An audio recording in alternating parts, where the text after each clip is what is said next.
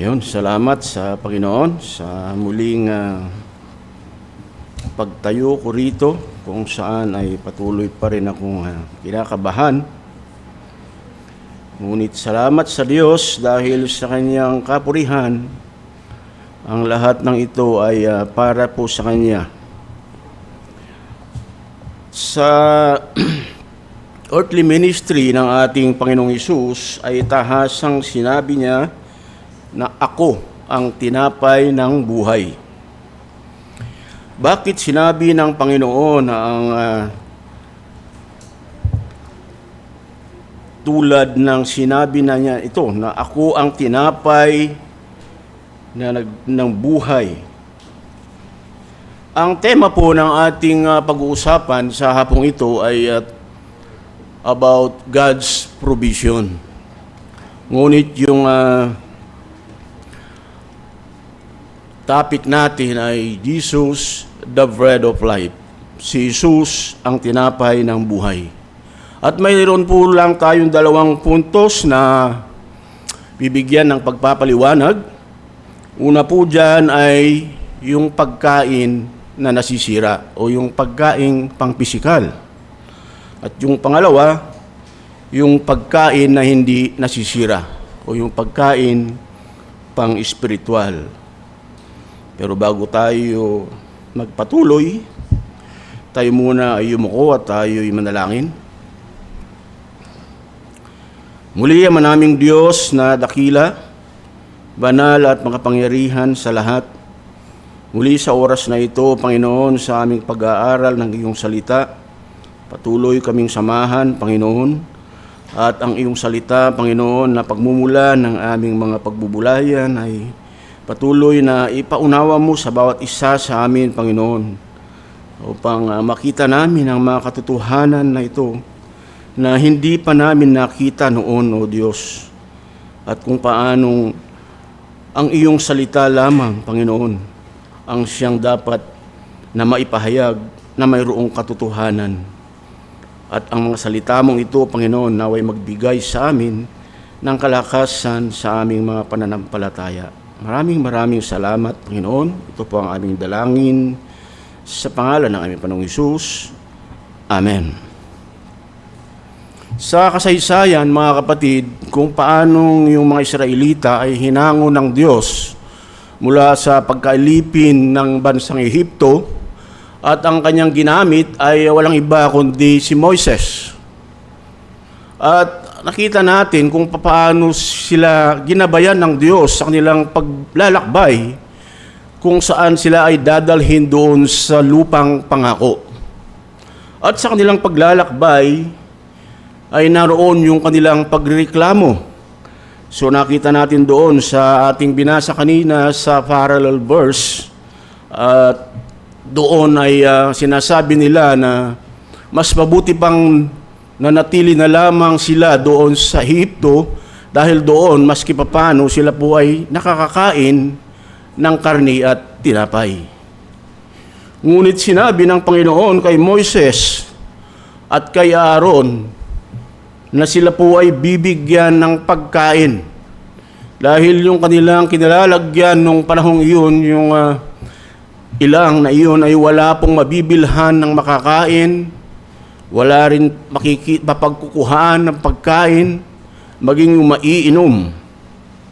Ngunit pagsapit ng gabi, naroon yung mga pugo na bilang karne.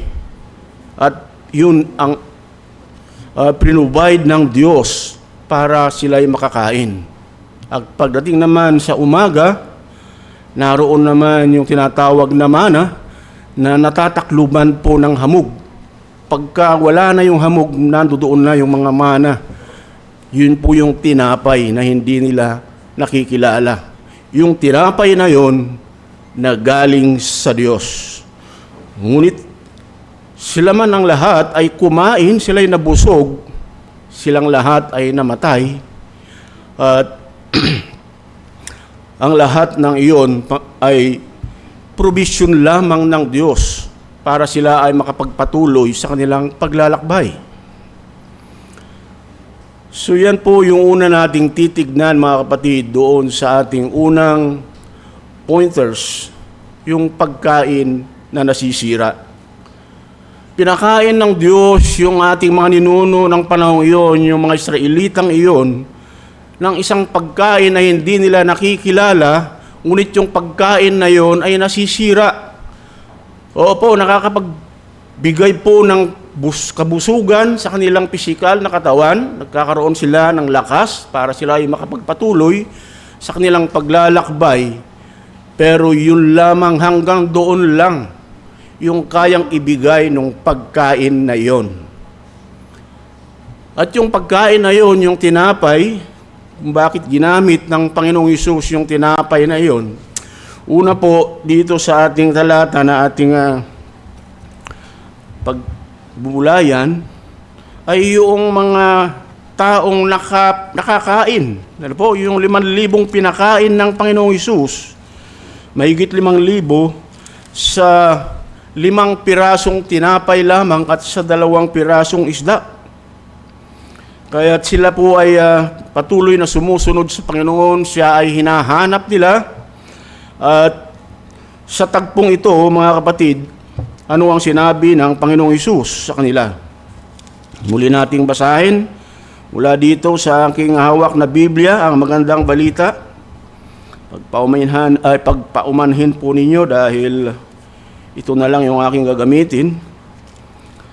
Ang sabi dito sa verse 25 muna, nang makita nila si Jesus sa ibayo ng lawa, siya'y tinanong nila, Guro, kailan pa kayo rito? Sa 26, anong sabi ng Panginoon? Sumagot si Jesus, totoo ang sinasabi kong ito. Hinahanap ninyo ako hindi dahil sa mga himalang nakita ninyo, kundi dahil nakakain kayo ng tinapay at nabusog. So makikita natin yung main concern ng maraming mga tao, mga kapatid, ay patungkol sa pagkain upang mabigyan ng laman yung ating mga sikmura. Dahil once na tayo po ay nakaramdam ng gutom, yun yung unang-una nating hahanapin, pagkain. At yung pagkain na yan, bagamat nakakabusog, ngunit sabi ko nga, hanggang dun lamang sa ating pisikal na katawan, magbibigay ng satisfaction ang pagkain na yan. Yan ay nasisira at hindi tumatagal. Sa totoo nga lamang po, mga kapatid, ay karamihan sa atin at habang kumakain, maging almusal man yan, tanghalian o hapunan, ang pinag-uusapan kaagad, yung susunod nating kakainin. Ano ba yung next nating kakainin sa tanghalihan? Kung halimbawa tayo nag-almusal, di ba? Eh kumakain pa lang tayo ng almusal, yung tanghalian na kagad ang pinag-uusapan natin. Ay aminin naman natin o hindi, mga kapatid, ganun po talaga yung realidad ng buhay natin. Ano po? Yung pagkain pang pisikal na yan, yun yung pagkain na nasisira. Yung mga iba pa nga, di ba, pag pumupunta sa mga handaan, kumain na nga, magsasyaron pa. Di ba? Puro pagkain. Yun po yung pagkain pang pisikal at pagkain nasisira.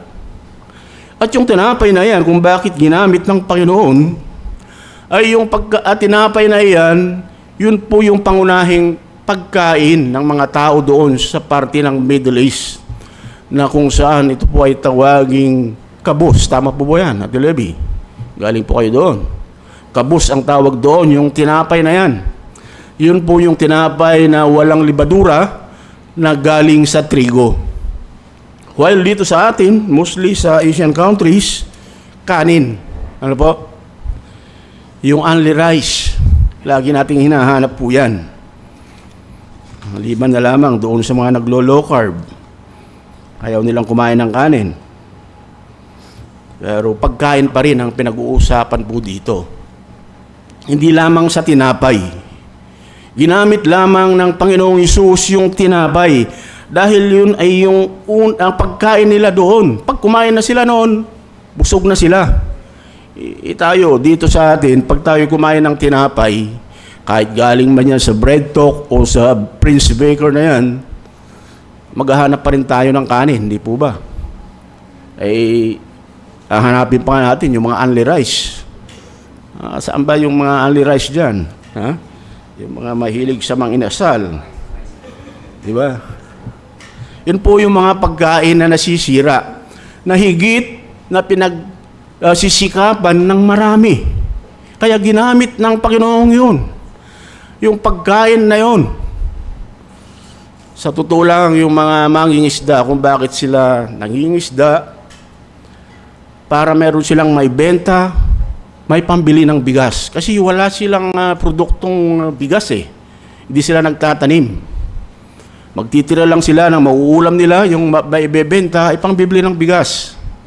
Yung mga farmers, bakit sila nagtatanim? Para may makain. Ang lahat ng yun, yung concern ng maraming tao patungkol sa pagkain. Sa pagkain nasisira.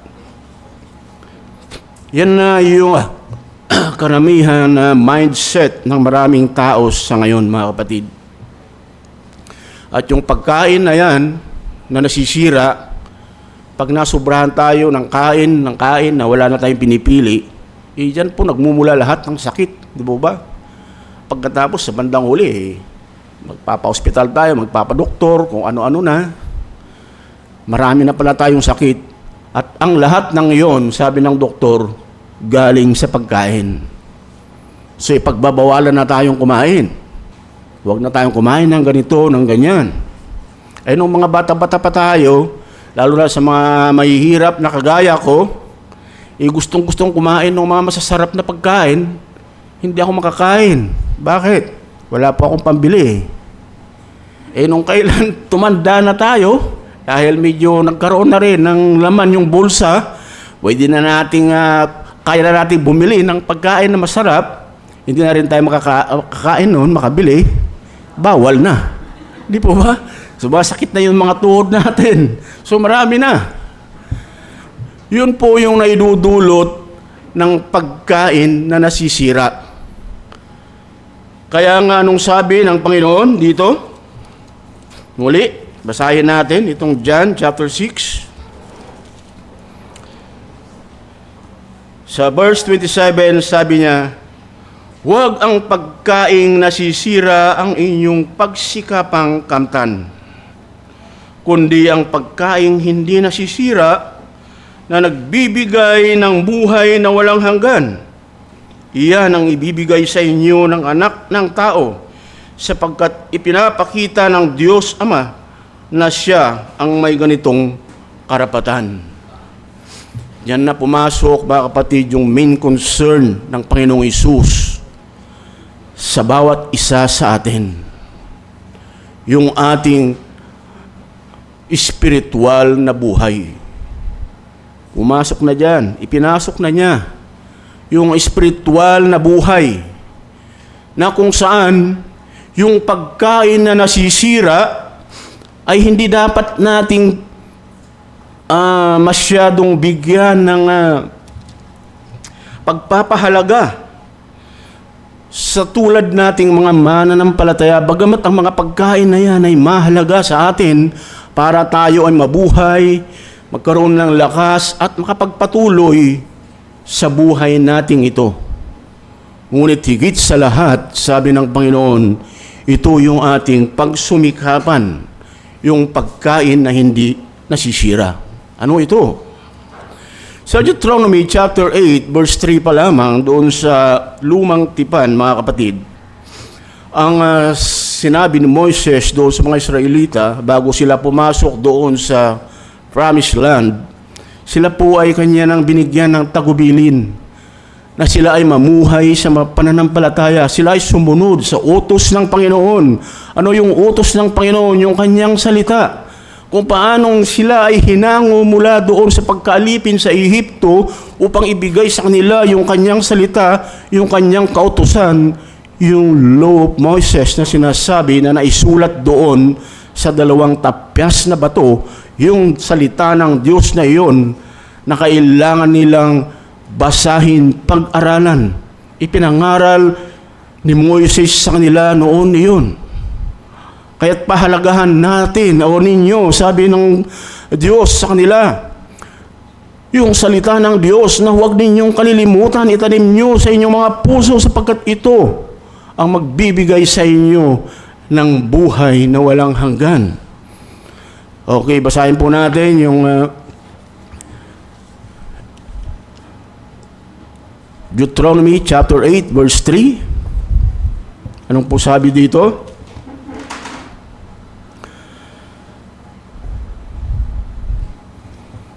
Dito ko po babasahin sa magandang balita para mas maganda. Ang sabi dito, tinuruan nga kayong magpakumbaba, ginutom niya kayo bago binigyan ng mana. Yan po yung mana, yung tinapay na hindi nila nakikilala. Isang pagkaing hindi ninyo kilala, ni ng inyong mga ninuno. Ginawa niya ito upang ipaunawa sa inyo na ang tao'y hindi lamang sa tinapay nabubuhay, kundi sa bawat salitang nagmumula sa bibig ni Yahweh. Di po ba? So si Christ, mga kapatid, kung bakit niya sinabi, direktang sinabi niya, ako ang tinapay ng buhay, dahil siya ay Diyos, siya yung salita na nagkatawang tao, siya ay naparito para sa atin, at yung main concern niya sa atin, yung ating spiritual na buhay. Upang magkaroon ng buhay, ang ating spiritual, kailangan natin yung kanyang salita. At yung salita niya niyon, habang ito ay ating binabasa, binubulay, pinag-aaralan, naririnig mula sa pangangaral, ang ating kaluluwa ay kumakain. Yun yung pagkain pang-espiritual at pagkain hindi nasisira. Nandito na po tayo ngayon sa ikalawang pointers. Napakabilis po, di po ba? Yung pagkain na hindi nasisira na yan, mga kapatid, yun yung salita ng Diyos na nagbibigay ng buhay na walang hanggan. Dito nga sa napakaraming tao na pinakain ng Panginoong Hesus, yung mahigit 5,000, kasi yung 5,000 po dyan, mga kalalakihan pa lang. Hindi pa po kasama yung mga kababaihan at yung mga bata. Biro mo, magmula lang sa 5 pirasong tinapay at sa 2 pirasong isda ay napakain ng lahat at mayroon pang lumabis.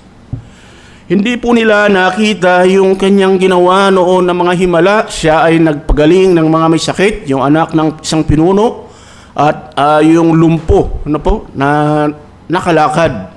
At marami pa siyang mga ginawang mga himala. Hindi yun yung nakita ng mga taong ito, kundi ang higit nilang inaasam, sila'y muling pakakainin dahil nabusog sila. Kaya sinabi nga ng Panginoon diyan. Kaya sa verse 28, sabi niya, kaya't siya ay tinanong nila, ano po ang dapat naming gawin upang aming matupad ang ipinapagawa ng Diyos? Sa 29, sabi niya, ito ang ipinapagawa sa inyo ng Diyos. Sumampalataya kayo sa sinugo niya, tugon ni Jesus, sa pamamagitan po ng pananampalataya. Sa pamamagitan ng pakikinig ng kanyang salita, dumarating ang pananampalataya. At ang pananampalatayang iyan na ibinigay ng Diyos sa atin ang siyang nagbukas sa ating espiritual na pangunawa upang makita natin yung mga katotohanan mula sa kanyang salita. At doon, nagkaroon ng buhay yung ating spiritual na buhay. O kung papaano yung ating physical na katawan na kailangan kumain para magkaroon ng lakas.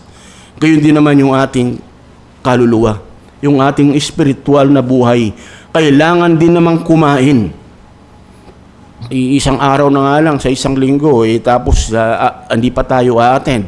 Paano na yung ating spiritual na buhay?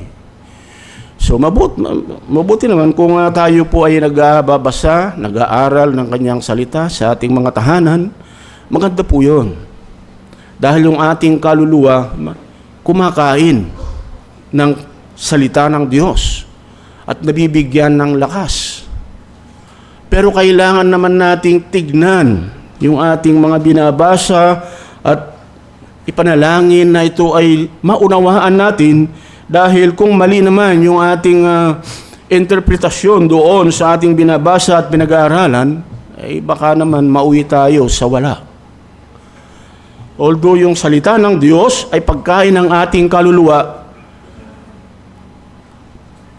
ngunit yung katotohanan ang kailangan natin na makita. Dahil sa ating pagiging makasalanan, mga kapatid, tayo po ay hinatulan na ng kamatayan. At kung bakit naparito ang Panginoong Jesucristo, kung bakit inalay niya yung kanyang buhay doon sa cross, dahil yung main concern niya talaga is yung ating spiritual na buhay, na hindi na mapahamak pa, hindi na mapatulan pa ng kamatayan, kundi magkaroon ng buhay na walang hanggan. Ang sabi nga dito sa maraming mga sumusunod sa Kanya, mga kapatid, sa chapter 6 pa rin tayo, mabigat, sabi ng mga, mabigat itong pananalitang ito. Kasi pati yung kanyang katawan, kailangan kainin, yun ang kanyang ipinapakita, ano po? At yung kanyang dugo ay inumin. Ang sabi dito, tinanong niya ay marami ang tumalikod. Hindi po nila naunawaan yung ipinapangaral ng Panginoong Hesus nung time na yun. At sa dami ng mga tumalikod na ayaw nang sumunod sa Kanya, tinanong din niya yung kanyang mga alagad. Anong sabi niya roon?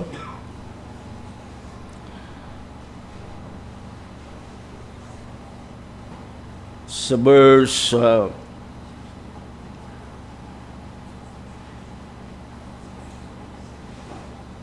sa verse 60, narinig ito ng kanyang mga alagad at marami sa kanila ang nagsabi, mabigat na pananalita ito. Sino ang makakatanggap nito? Kahit walang nagsasabi kay Jesus, alam niya na nagbubulong-bulungan ang kanyang mga alagad tungkol dito, kaya't sinabi niya, dahil ba rito'y tatalikuran na ninyo ako? Ano ang sagot ni Pedro? Sa 62, sabi niya, gaano pa kaya kung makita ninyong umaakyat ang anak ng tao papunta sa dati niyang kinaroroonan? Sa 66, sabi dito, muna noon, marami sa kanyang mga alagad ang tumalikod at hindi na sumama sa kanya. Tinanong ni Jesus ang 12, at kayo, gusto rin ba ninyong umalis? Ano po yung sinagot ni Pedro dyan? Sumagot si Pedro, ang sabi niya, nasa inyo ang mga salitang nagbibigay ng buhay na walang hanggan. Kanino po kami pupunta, sabi ni Pedro? Nasa inyo ang salitang nagbibigay ng buhay na walang hanggan. Yung salitang nagbibigay ng buhay na walang hanggan, yun po yung pagkain ng ating kaluluwa. Yun yung pagkain spiritual. Yun yung pagkain na hindi nasisira. Mga kapatid, sa Exodus chapter 3 verse 14 at saka sa John chapter 8 verse 58, kung paanong ang Panginoong Hesus ay sinasabi niyang ako. Ito rin yung sinabi ng Panginoon noon kay Moises. Bago niya hanguin, bago hanguin yung mga Israelita mula sa pagkaalipin sa kasalanan. Na sinasabi ng Panginoong Diyos noon kay Moises, sinabi ng Diyos kay Moises, ako ay ang ako nga. At kanyang sinabi, ganito ang sabihin mo sa mga anak ni Israel, sinugo ako sa inyo ni ako nga. At sinabi naman ng Panginoong Hesus dito sa chapter 8 ng John, sa verse 58, sinabi sa kanila ni Hesus, Katotohanang sinasabi ko sa inyo, bago pa man si Abraham, ay ako nga. So yung ako na sinasabi ng Panginoong Hesus, ito ay isa lamang sa 7 dakilang ako na sinabi niya dito sa aklat ng Juan. 7 great I am. Titingnan natin yung kanyang mga sinabi dito. Sa 7 great I am na ito, ang una, itong bread of life na ito, dito sa John chapter 6, verse 35, at saka sa verse 48 at verse 51. Yung isa pang sumunod na ako, I am the light, sa chapter 8, verse 12, at chapter 9, verse 5. I am the door, sinabi niya sa chapter 10, verse 7 and 9. I am the good shepherd, chapter 10, verse 11 and 14. I am the resurrection and the life, chapter 11, verse 25. I am the way, the truth, and the life, chapter 14, verse 6. I am the vine, chapter 15, verse 1 and 5. Yan po yung mga pahayag ng Panginoong Hesus sa pagsasabi niyang ako. Ako ang tinapay ng buhay. At ang lahat ng pag-angkin ng Panginoong Hesus na yan ay nagpapatunay lamang na siya ay Diyos. Siya yung may karapatan lamang. Siya lang yung daan patungo sa buhay na walang hanggan. Siya lang yung pintuan. At wala nang iba. Siya lang yung pagkain na hindi nasisira, na nagbibigay ng buhay na walang hanggan. Kung paano tayo namumuhay sa panahon natin ngayon, mga kapatid, na wala na tayong ibang inisip kundi ang pagkain, ito dapat yung isa sa dapat nating bigyan ng halaga at dapat nabigyan ng prioridad sa buhay natin. Kung paanong sinusustain tayo ng Diyos sa lahat ng mga pagkaing mayroon tayo dahil sa Kanyang probisyon, yun yung tema ng ating pinag-uusapan about God's provision upang tayo ay makapagpatuloy. Ngunit higit sa lahat, yung Kanyang salita, huwag natin itong pabayaan na siyang higit na mahalaga para sa ating kaluluwa, para sa ating espiritual na buhay. Yung ebanghelyo ng Panginoong Hesus, yung kanyang ginawa doon sa cross, yun ay gospel ng Diyos, yun ay salita ng Diyos.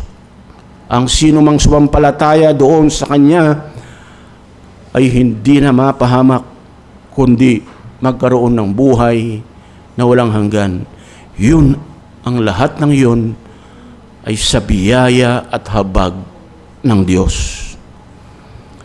Sa Diyos po ang lahat ng papuri at pasasalamat. Tayo pong lahat ay yumuko at tayo manalangin. Muli ang manaming Diyos na dakila, banal at makapangyarihan sa lahat. Salamat, O Diyos, sa mga salita mong ito na aming napagbulayan, na kung saan ay sinabi mo, Panginoon, sa iyong mga salita, sa aklat ng Mateo sa chapter 4, verse 4, at sa Luke chapter 4, verse 4, na hindi lamang sa tinapay nabubuhay ang tao, kundi ang bawat salitang lumalabas sa bibig ng Diyos. Ito yung pagkain ng aming kaluluwa. Ito yung pagkain na hindi nasisira, na higit namin dapat napahalagahan at siyang dapat na prioridad sa aming mga buhay bilang mga tinawag mo, bilang mga mananampalataya. O Diyos, naway samahan kami, Panginoon, na pahalagahan namin ang mga salita mo at patuloy na tulungan kami, Panginoon, na mag-aral ng iyong salita. Salamat, O Diyos, pinupuri ka namin. Ito po ang aming dalangin sa pangalan ng aming Panginoong Hesus. Amen.